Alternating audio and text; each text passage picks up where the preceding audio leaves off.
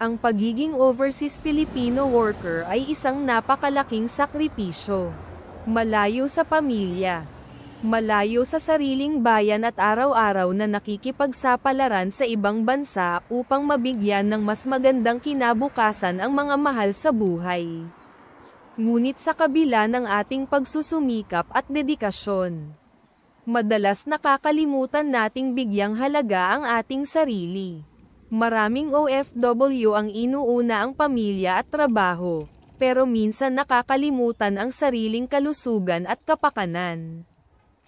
Heto ang ilang paraan kung paano dapat alagaan ng mga OFW ang kanilang sarili. Una, kalusugan, pisikal at mental. Kumain ng masustansya at iwasan ang sobra sa fast food o instant. Maglaan ng oras sa ehersisyo kahit simpleng paglalakad lang. Magpatingin sa doktor kung may nararamdamang sakit, huwag ipagwalang bahala. Matulog ng sapat. Dahil malaking tulong ito sa kalusugan at mood. Pangalawa, kaligtasan at kapayapaan ng isipan. Alamin ang mga batas at kultura ng bansang pinagtatrabahuhan. Iwasan ang gulo o illegal na gawain. Mag-ingat sa pakikipagkaibigan at huwag agad magtitiwala sa lahat. Pangatlo, pananalapi. Mag-ipon at mag-invest ng tama, huwag puro padala.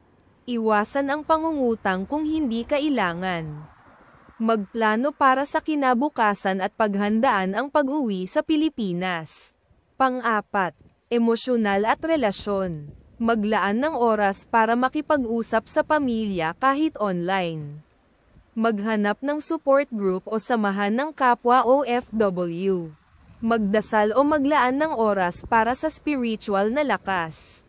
Panglima, pagpapahalaga sa sarili. Magpahinga kung pagod, huwag abusuhin ang sarili.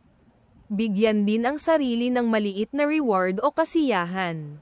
Tandaan, hindi lang pera ang mahalaga, kundi ang buhay at kalusugan.